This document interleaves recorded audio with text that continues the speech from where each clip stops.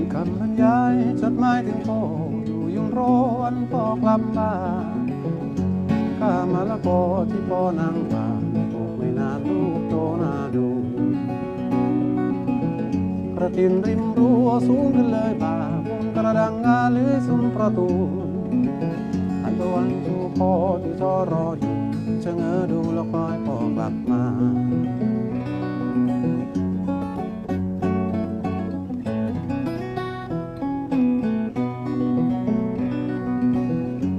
อธิบายที่พ่อไปทำงานเพื่อเงินเพื่อบ้านและเพื่อลูกยาจะมีบ้านโตมีรถโฆษณามีงานมีตาและเหมือนดังไกลๆพอไปข่าวนี้แม้จะยาวนานพวกเราทั้งบ้านเป็นกำลังใจแต่บางคืนแม่สะอื้นร้องไห้แก่ไปและสงสารแม่จัง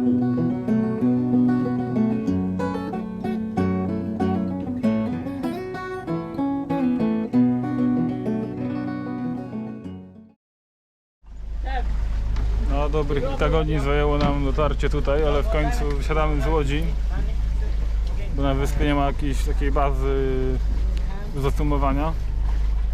Gość taką dużą łódką nas transportuje teraz na brzeg. Już jedziemy w kierunku wyspy.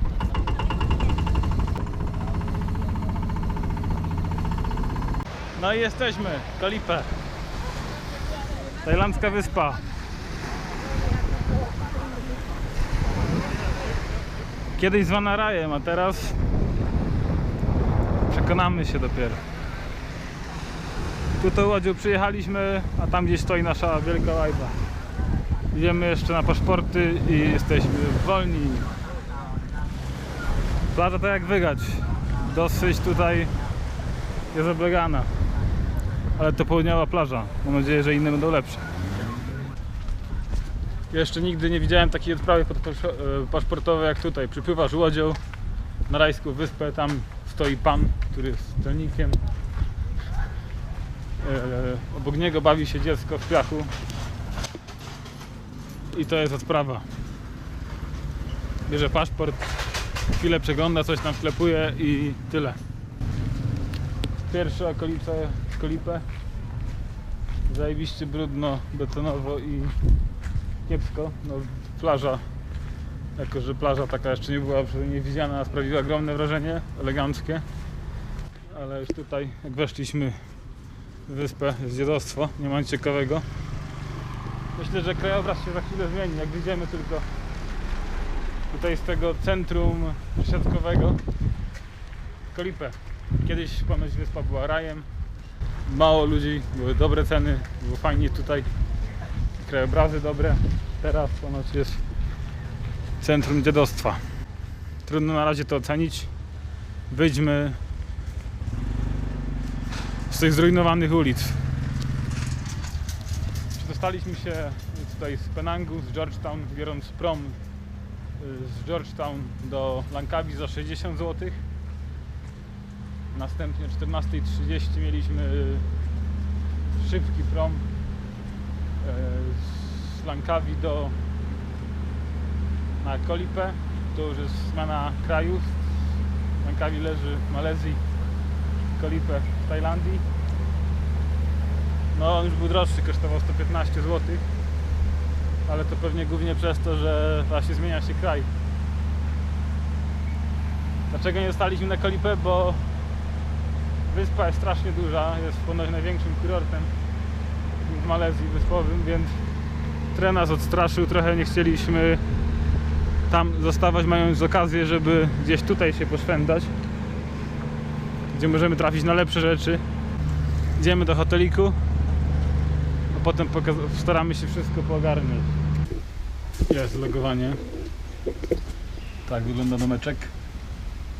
Koszt jego jakieś 100 zł. Ale logowanie na dzień przez pobytem. Domek położony w ośrodku, blisko plaży zachodniej, która nazywa się Sunset Beach. Teraz pójdziemy zobaczyć wokoło osiedle domków. Wszystkie bardzo podobne. To położone z dala od tego turystycznego zgiełku tam w środku wyspy. No i spodziewam się, że plaża będzie równie kameralna, tak jak czytałem. Tak wygląda nasze domostwo w środku. Pokój, brązową pościel. Tutaj moskitiera. O, to super pomysł. Wiatraczek, pruje powietrze, mały barek, wódeczka zakupiona na Langkawi. Ładnie przeszklone ściany. Kolipa. Wysepka wygląda mniej więcej tak. Nie jest za duża, nie znam dokładnych rozmiarów, ale jest mała. Tutaj się przyjeżdża na tą plażę, przypływa się promem, z którego wysiada się tutaj. Następnie przeszliśmy tymi wszystkimi uliczkami i tu jest nasz hotel. Nad tą plażą, nad Sunset Beach, gdzie będziemy mogli na zachodzie widzieć zachód słońca. Tutaj z kolei jest inna popularna plaża Sunrise Beach. Całe centrum wysepki generalnie skupia się mniej więcej w tym rejonie. Tu jest najwięcej nasrane. Reszta wydaje się już być cichą okolicą. Z tego co się też widziałem, tutaj jest taka bardziej burżujska dzielnica.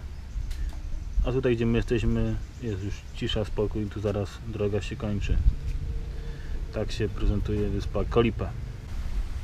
Cały natomiast archipelag o nazwie Andak Archipelag znajduje się już na samym południu Tajlandii. Mamy Tajlandię, granica z Malezją.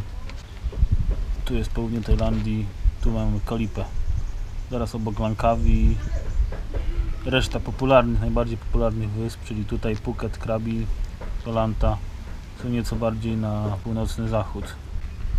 Jest co robić. Myślę, że miejsce już nie jest tak uczęszczane jak okolice Phuket i Krabi.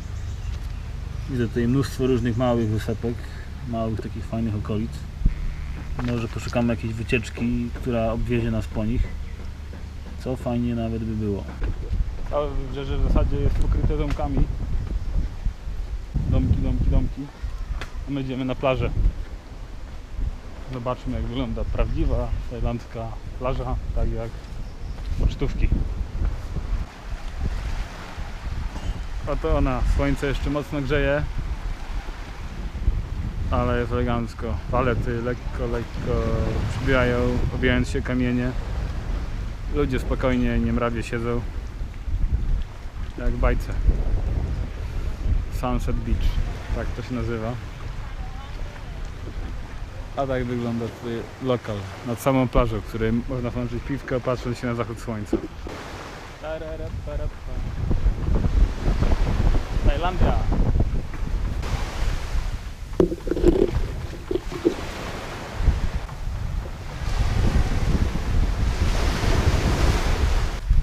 Przebywamy się po okolicy. Jest trochę rozdupcy. Gdzie? Zależy od ośrodka. Ale generalnie już można poczuć luz i relaks towarzyszący temu miejscu. Jak się tylko tutaj staje stopą, to już od razu wiadomo, level niżej. Idziemy załatwić kasę, bo nie zdobyliśmy tajlandzkiej kasy za dużo. Bardzo kiepsko było rozmienić kasę z funtów na tajską jeszcze na Langkawi. Trzeba było 2 razy przewalutowywać z funtów na malezyjską i z malezyjskiej na tajlandzką, czyli kiepsko to wychodzi. Ponoć są tutaj na tej wyspie jakieś kantory i spróbujemy to tutaj zrobić. A jak nie, to jest też bankomat, z którego spróbujemy wybrać. Centrum wyspy. Tak to wygląda. Główna ulica biegnąca przez najbardziej tutaj chyba turystyczne miejsce. Sklepy, restauracje. Mnóstwo ludzi. Dzwonko.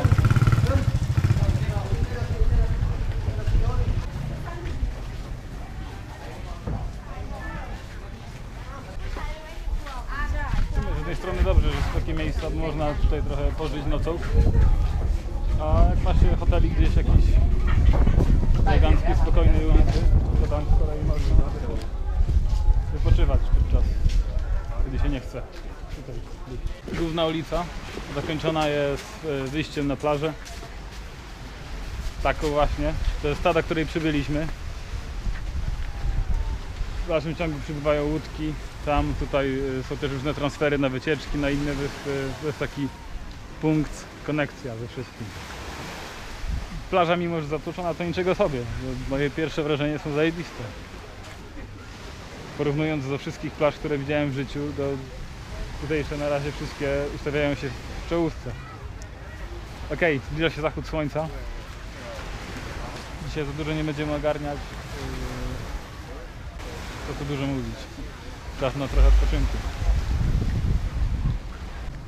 W Malezji alkohol był dosyć drogi, także nie za bardzo go piliśmy. Ale w Tajlandii jest już trochę lepiej.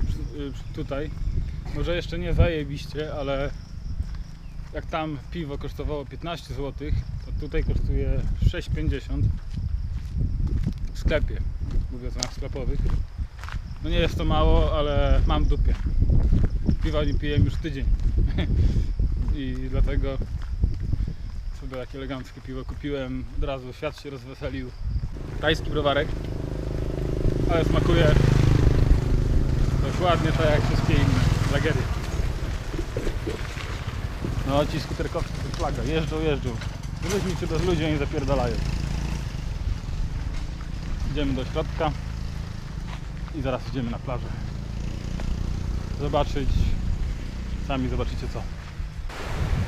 O, na takie chwile czekałem. Jak tylko myślałem o Tajlandii, to właśnie myślałem o czymś takim. Leży sobie na plaży rozłożony, mając świadomość tego, że nigdzie nie musisz się śpieszyć. Masz takie widoki, patrzcie tutaj. Zachód słońca na plaży, czysty, niczym niezabudzony relaksik. Teraz skoczę do wody, która jest równie ciepła jak woda z ciepłego kranu w Polsce. Elegancko. Zajebisty widoczek. Wszyscy wlajtowani siedzą sobie, popijają browarka.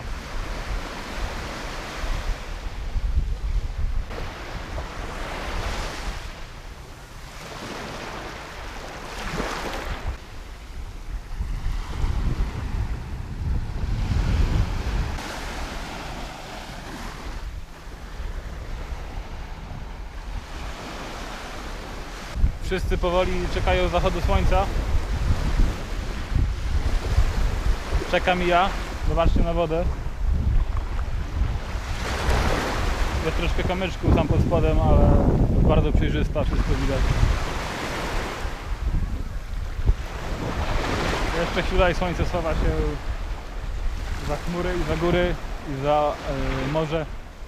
A tu wszędzie będzie zajebiście czerwone, będzie piękny krajobraz. Tak to sobie wyobrażam.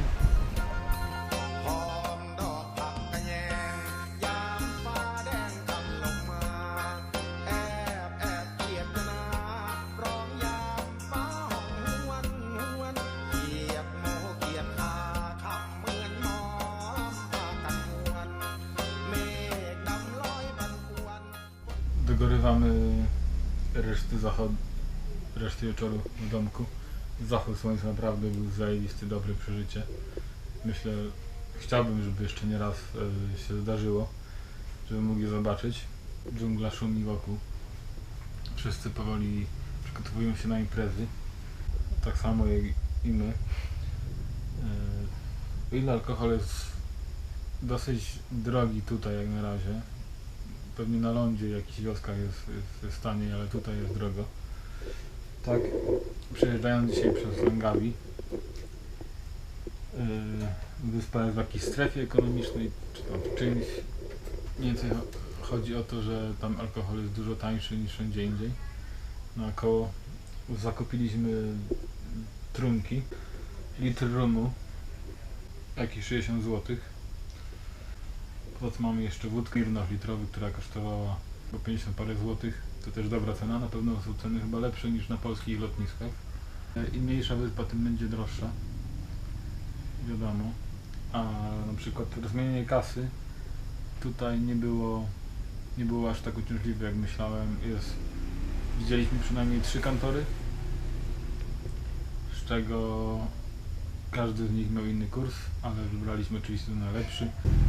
No nic, trochę się tu poniszczymy i idziemy zobaczyć, co się dzieje na mieście, czy tam na wyspie. Idziemy do centrum. Świerszcze tutaj mają koncert, ale tam w oddali już słychać muzykę jakby miasta. O, jakby tu było tak dużo Polaków, jak jest w Polsce. Tutaj po kątach tylko rozbrzmiewałby dżemik i tego typu zespoły po prostu tutaj aż oddudniłoby od whisky. A tymczasem bardziej tu panuje angielski styl z list angielskich przebojów, czy z amerykańskich, albo z niemieckich. No zbliżamy się do centrum, to już widać coraz jaśniej, coraz głośniej. Wszyscy wystrojeni imprezowo, na ulicy czuć zapach smażonego jedzenia. Stragany, restauracje i tak w kółko. How much is this one? How much is beef? 150. 150. One pure. Yeah. Fresh. Fresh, yeah, everything fresh. From here? 100 gram, 120. 120. Wow, that's good. Laguna, that's nice. Klimat zajebisty, powiem wam. Nie dość, że to jest turystyczne miejsce, to ludzie są mili, jakby to nie było turystyczne miejsce. W sumie mnóstwo podróżnych, mnóstwo restauracji, mnóstwo barów wokół głównych ulic. Ceny na moje oko na razie dużo wyższe niż w Malezji. O ile sam alkohol jest tańszy, tak jedzenie to 15 zł. Za główne danie to jest w sumie standard. To knajpy i cały ten klimat dużo nadrabia. Nie ma już takich zapchlonych, zasyfionych knajp, tylko są ładne, piękne, jakby rajskie knajpy z rajskiej wyspy. Idziemy na masaż. Cena to jakieś 30 zł za masaż pleców i ramion godzinny, ale są różne naprawdę. Myślę, że nie można zapłacić więcej niż jakieś 300-400 batów, co daje jakieś 30-40 zł za masaż tego, czego chcecie.